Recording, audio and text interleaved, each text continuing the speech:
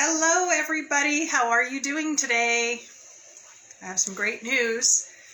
We are back for another Bible story reading.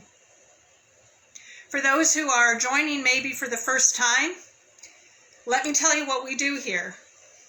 We go through the different stories of the Bible. For people who maybe haven't read the stories, don't know what they are, haven't heard them in their entirety, whatever the reason is, we go through the different stories of the Bible so that you can know what they are. Lately, we have been going through the book of 1 Samuel, and this is the story of, we started with Saul becoming the first king of Israel. And Saul did some things that were not pleasing to God, and so God has stripped him of his right to be king. Now, he's still king. He has not been unthroned yet, but he has anointed a man by the name of David. You've probably heard about David. We read the story of David killing Goliath. And then we also read that David led some troops into battles that they won. And Saul has become very jealous of David, and he has plotted to kill David.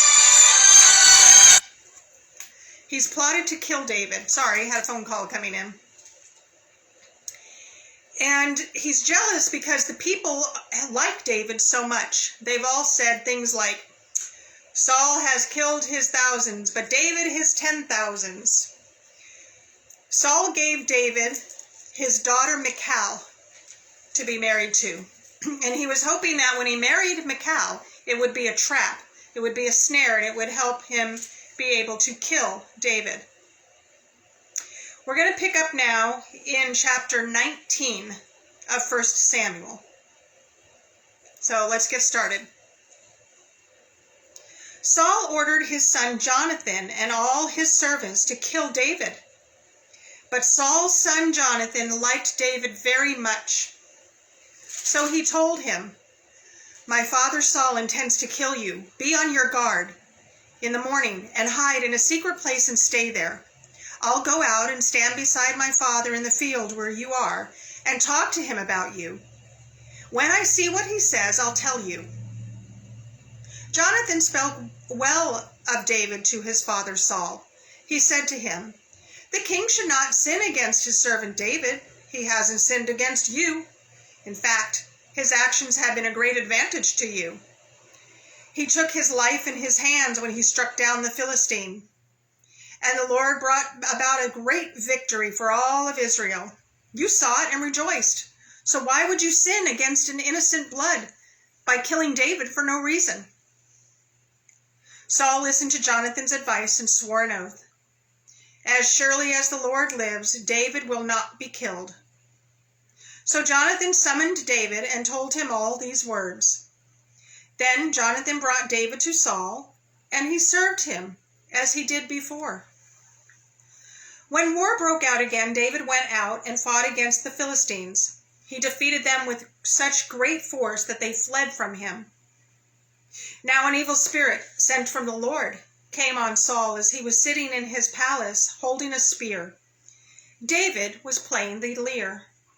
And Saul tried to pin David to the wall with the spear. As the spear struck the wall, David eluded Saul, ran away, and escaped that night. Saul sent agents to David's house to watch for him and kill him in the morning. But his wife, Michal, warned David, "If you don't escape tonight, you will be dead tomorrow." So she lowered David from the window, and he fled and escaped.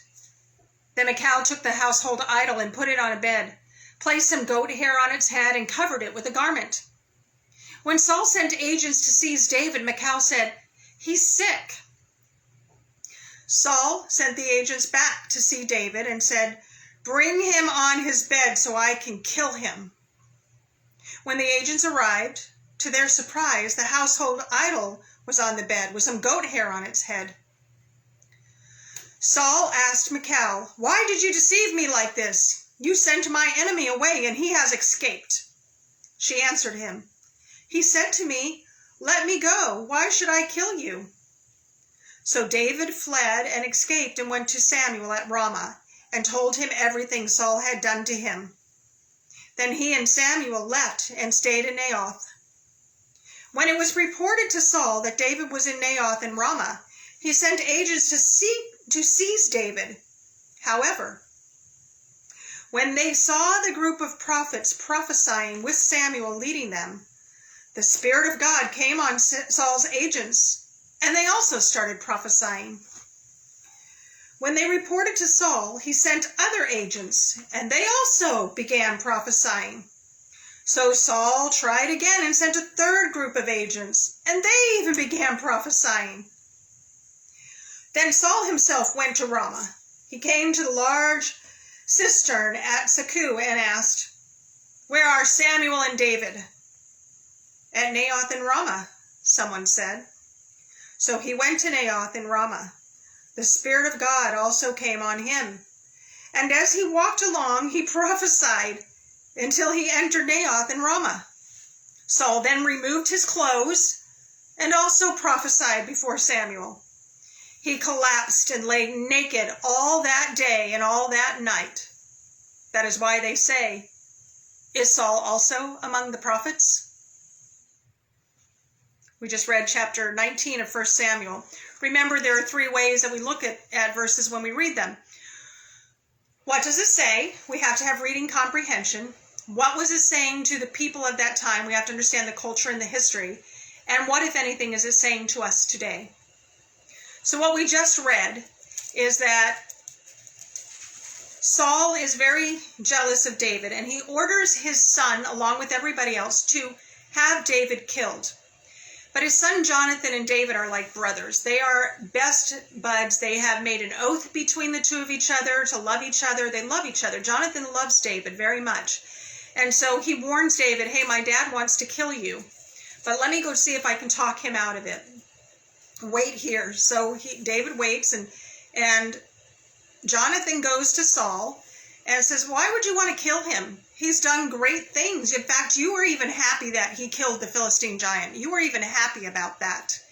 He's done nothing but good stuff for you. Why would you want to shed the blood of an innocent man?"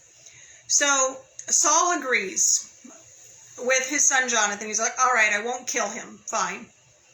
So because of that, David comes back to the palace and he starts working for Saul again like he did before.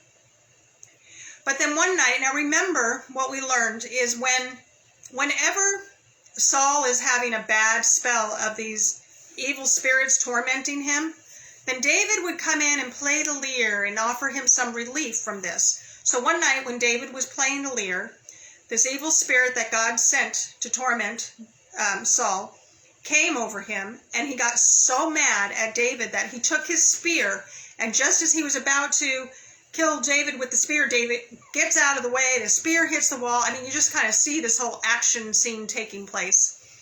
And David gets out of the way and he flees.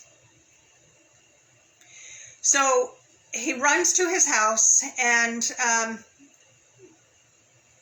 his new wife, Saul's daughter, Michal, says, "My dad's going to kill you. Let me help you get out of here." So she lowers David down the window and helps him escape. And she sets up the household idol like a figurine. She sets it up, lays it on the bed, and she puts some goat hair on it, makes it look like David is sick in bed. So when Saul's agents come to the house to kill him, she says, "Oh, he's sick. He's not here. He's sick. He's in bed sick."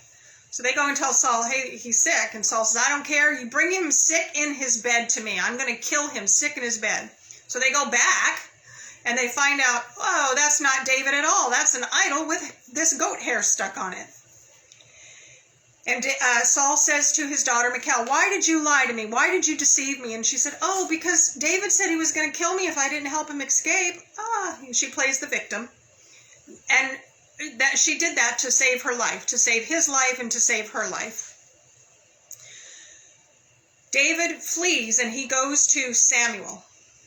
Now, we haven't heard about Samuel much for a couple of chapters, but if you remember, Samuel was the prophet and the priest and the judge. He was the one that God had given instructions to for the people all the time, before Saul became king. And he's the one who anointed Saul and also anointed David.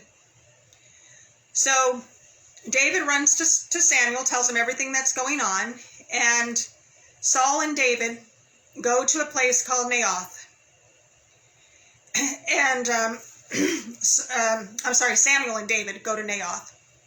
Saul finds out where they are, and he sends some agents to go kill David. And this guy's not giving up. He is determined to kill David. So he sends these agents, but as they're going, all of a sudden, they start prophesying. And they're not able to kill David. Instead, they start prophesying. So he sends some more agents. Same thing. They go. They meet him. They start prophesying. Does it again. He does this 3 times. And every time, his group of agents ends up prophesying. So Saul says, that's it. I'm going myself. And he goes up there. And as he's on his way, all of a sudden, Saul himself starts prophesying.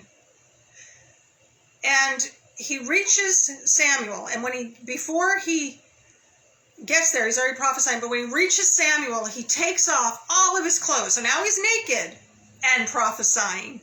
He's naked, he's prophesying, and he just flat out collapses. And he laid that way, naked, collapsed, all night long. It says here, is Saul also among the prophets? That was a saying that became popular. Now, I want to explain a couple of things to you. First off, it is very important that we understand prophecy, what the word prophesy means. When somebody prophesies, all they are doing is speaking the words of God, the words that God gives them, okay? God gives them words and they speak them. Now, sometimes people speak their own words and say that they are from God. It's important that we understand how we can tell a true prophet from a false prophet. And a true prophet will give God the credit for the words that they are speaking, and those words, the things that they say, will happen. A false prophet will say, oh, God, God told me this, or I see this, or I think that, and those things do not happen. That's how you can tell whether the prophecies are real or not. Now, I don't know whether these prophets, I assume these were true prophets, that they really did have words from God, and this was God's way of keeping these people from killing David, because God was protecting David. The other thing that I think is very interesting, the very last of 19, it says, that is why they say, is Saul also among the prophets? Now, this was not the first time that we have seen Saul prophesying. Do you remember early on, right after Saul was anointed king, he was traveling back home, and he sees these prophets, and he goes up this mountain side, like a big hill bluff side, goes up there, and he comes down, and he's prophesying with the prophets, and the people see this, and they're like, so is Saul among the prophets too? It was kind of a slanderous thing, like, oh, so he's king, and he's a warrior, and he's this, and he's that, oh, is he also a prophet? And so it says here, that is why they say, is Saul also among the prophets? But they were saying that before, too. It's just another way, another opportunity that people have been given to say, oh yeah, he thinks he's a prophet too. Okay? So that's what we just read in 1 Samuel 19. And we're seeing now the jealousy that Saul has for David. And God is going to use that to eventually remove Saul from his position of power and give that position to David. We sometimes wonder, well, why didn't God just remove Saul? Just bye-bye Saul, hello David. But I believe that it's because he was preparing David for some hard times to make him a better ruler. And this is how God chose to do things. And so we're seeing this whole entire story unfold. And it's a lot of fun. It really is. It's a lot of fun. Well, I look forward to us moving on with the story of David and see some of these. I mean, there's some incredible stuff that's going to happen.